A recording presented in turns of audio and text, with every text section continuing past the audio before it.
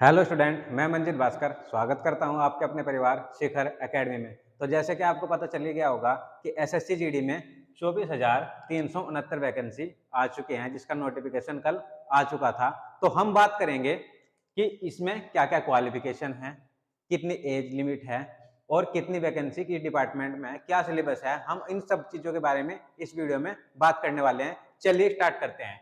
SSC GD vacancy आई हुई है आपके पास 24,369। एप्लीकेशन जो स्टार्ट होंगे वो होंगे 27/10/2022 से, यानी कि 27/10/2022 से आप भरना इसे स्टार्ट कर सकते हो और उसकी लास्ट डेट जो है वो है 30/11/2022। आपको एक बात ध्यान रखनी है, कभी भी लास्ट डेट से 2-3 दिन पहले फॉर्म मत भरवाइए, क्योंकि अगर लास्ट डेट से 2-3 दिन पहले फॉर्म भरवाते हैं तो क्या होता है कि साइट बिजी जाने लगती है। साइट क्या हो जाती है, बहुत ज्यादा बिजी हो जाती है। इसलिए जब भी फॉर्म भरवाओ, जब फॉर्म स्टार्ट हो जाते हैं उसके 2 दिन बाद फॉर्म भरवाना स्टार्ट कर दो, तो आपकी साइट ज्यादा बिजी भी नहीं मिलेगी और आपका फॉर्म भी अच्छे से फिल हो जाएगा। तीसरी बात, जो इसका एग्जाम होगा वो होगा, इन्होंने डेट दी है जनवरी 2023 में। इसका क्या होगा, एग्जाम होगा जनवरी 2023 में। और एग्जाम जो होगा वो होगा सीबीटी, यानी कंप्यूटर बेस्ड टेस्ट होगा, यानी कि आपका ऑनलाइन एग्जाम होगा, ऑफलाइन एग्जाम नहीं होगा। अब तीसरी बात कर लेते हैं इसमें फीस की।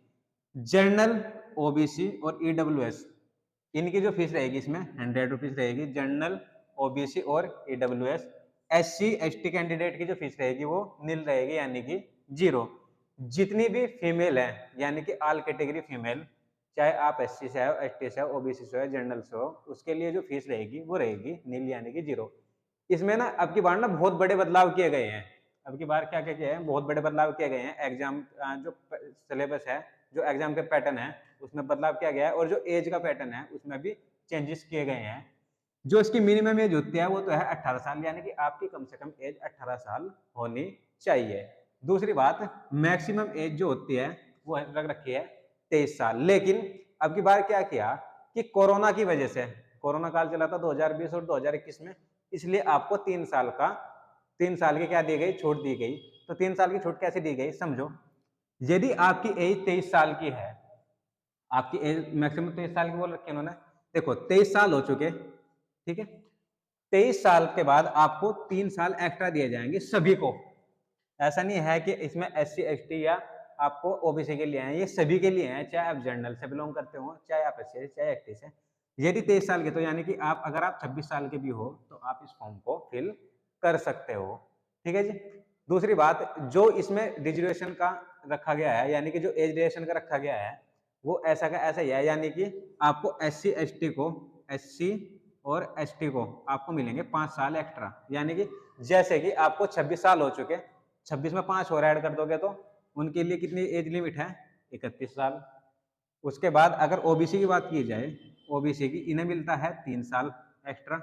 तो 26 साल के तो थे, हो ही चुके थे, 26 साल इन्होंने बताई दी और प्लस 3 साल ये, तो आपको मिल जाएगा 39, यानी 29, 29 साल। यानी कि अगर आपकी एज 29 साल की है ओबीसी कैंडिडेट में, तो आप इस फॉर्म को फिल कर सकते हो। अब की बार ये इसलिए किया क्योंकि कोरोना के टाइम पे कुछ भी नहीं हो पाया था, सब कुछ बंद था। इसलिए जो भी कोरोना में रह चुके थे, जो भी कैंडिडेट रह चुके थे, उनके लिए एक बहुत अच्छा मौका है, क्योंकि इसमें एज लिमिट भी बढ़ा दी गई है। और दूसरी बात, इसका एग्जाम का पैटर्न भी क्या कर दिया गया है, चेंज कर दिया गया है। अब चलते हैं, देखते हैं कि इसका सिलेबस वगैरह क्या क्या रहता है, किसमें किस डिपार्टमेंट में कितनी पोस्ट है, ये चीजें हम अब देखते हैं।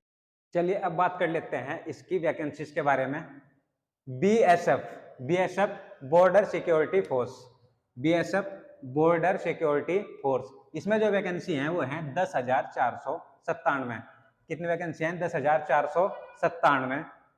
अब बात कर लेते हैं सीआईएसएफ की, सेंट्रल इंडस्ट्रियल सिक्योरिटी फोर्स। इसमें जो वैकेंसी है सबसे कम वैकेंसी है, यानी कि सिर्फ 100 वैकेंसी दे रखी है। किसमें, सीआईएसएफ में, सेंट्रल इंडस्ट्रियल सिक्योरिटी फोर्स। अब बात कर लेते हैं सीआरपीएफ की। सीआरपीएफ में जो आपकी पोस्ट है वो है 8,911।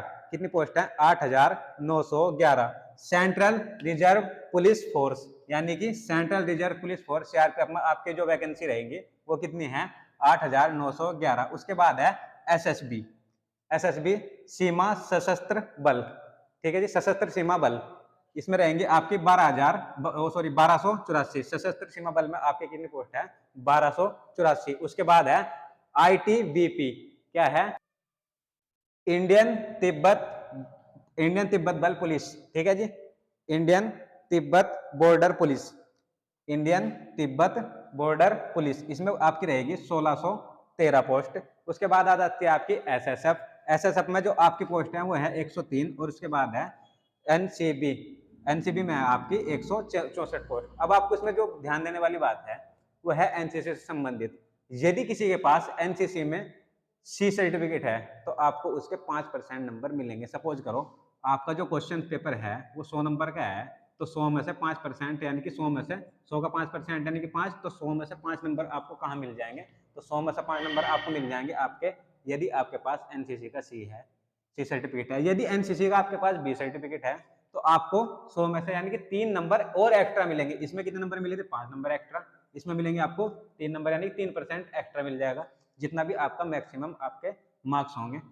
एनसीसी में मिल जाएंगे आपको 2% एक्स्ट्रा, यानी कि अगर आपका 100 नंबर का एग्जाम होता है तो आपको 2 नंबर आप उसकी तरफ से। देखो आपको अगर एक बात बताऊं तो बच्चे ना पॉइंटों से बाहर निकलते हैं, तो जिनके पास ये है तो उनके लिए तो बहुत अच्छा मौका है। जिनके पास भी सी, बी या ए सर्टिफिकेट है उनके पास बहुत अच्छा मौका है, क्योंकि 5 नंबर और 3 नंबर लाना बहुत बड़ी बात हो जाती है कभी कभी एग्जाम में। तो इसलिए जिनके पास भी सर्टिफिकेट है वो इस एग्जाम को जरूर भरे। चलिए अब बात कर लेते हैं थोड़ा सा इसके फिजिकल के बारे में। मेल जनरल SC OBC, यानी कि मेल कैंडिडेट जो होंगे, चाहे जनरल के हों, चाहे SC के हों, चाहे OBC के हों, उनकी हाइट चाहिए होगी 170 सेंटीमीटर। मेल ST यानी कि मेल जो सिर्फ ओनली ST के हों उनकी जो हाइट होगी 162.5 सेंटीमीटर।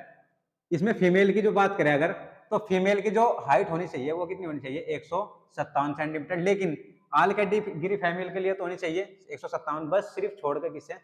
एसटी को। एसटी में जो फीमेल की हाइट होनी चाहिए वो कितनी होनी चाहिए? 150 सेंटीमीटर। अब बात कर लेते हैं चेस्ट की। चेस्ट बिना फुलाव के 80 सेंटीमीटर का आनी चाहिए, और फुलाव के साथ 85 सेंटीमीटर। ये है जनरल 80 और ओबीसी के लिए। एसटी के लिए 76 सेंटीमीटर और फुलाव के साथ 80 सेंटीमीटर। उसके बाद बात करते हैं रनिंग की। रनिंग 5 किलोमीटर चलना है, दौड़ना है आपको, वो भी कितने मिनट में? 24 मिनट में। चाहे तो आप SC ST या जनरल से हों, आपके सबके लिए 5 किलोमीटर ही है, कितने मिनट में? 24 मिनट में। फीमेल के लिए 1.6 किलोमीटर कितने मिनट में? 8.5 मिनट में। चाहे तो आप SC ST OBC किसी से भी बिलोंग करते हो, तो आप जो फीमेल होंगे तो उनके लिए 1.6 किलोमीटर आपको रनिंग करनी पड़ेगी, कितने मिनट में? सिर्फ 8.5 मिनट में। तो ये था इसका फिजिकल के बारे में। अब हम बात करते हैं इसके सिलेबस के बारे में कि इसका सिलेबस क्या क्या होता है। देखिए अब की बार क्या हुआ है कि एसएससी ने जो अपना एग्जाम का पैटर्न है वो चेंज कर दिया है। पहले जो एग्जाम होता था वो 90 मिनट का होता था, यानी कि 1.5 घंटे का।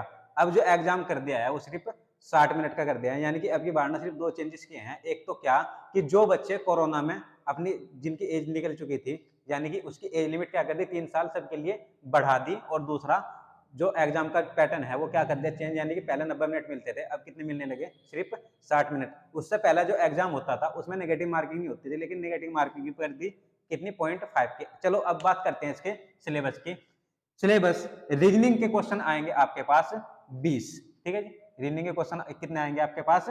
20 क्वेश्चन आएंगे। उसके बाद तो जो पहले क्वेश्चंस होते थे वो 100 क्वेश्चंस आते थे, यानी 25-25 क्वेश्चन सब जो जितना भी पोर्शन होता था हर पोर्शन से 25-25 क्वेश्चन आते थे, और एक क्वेश्चन 2 नंबर का होता था। लेकिन अब क्या कर दिया? चेंज कर दिया। अब क्वेश्चन सिर्फ 80 कर दिया आपके, और समय कर दिया 60 मिनट, यानी कि आपके 20 क्वेश्चन माइनस कर दिया, यानी कि खत्म कर दिए। तो रीजनिंग में आपको 20 क्वेश्चन मिलेंगे, जिसका एक क्वेश्चन का नंबर होगा 2, तो 20 क्वेश्चन के नंबर होंगे, मैक्सिमम मार्क होंगे 40। जीएस के भी 20 क्वेश्चन मिलेंगे, उसमें भी मैक्सिमम मार्क्स कितने होंगे? 40। मैथ के भी 20 क्वेश्चंस मिलेंगे, जिसमें मैक्सिमम मार्क्स कितने होंगे? 40। अब डिपेंड आपके ऊपर करता है कि आप इंग्लिश लेते हो या हिंदी लेते हो। ये चॉइस है कि या तो आप इंग्लिश ले सकते हो या आप हिंदी ले सकते हो।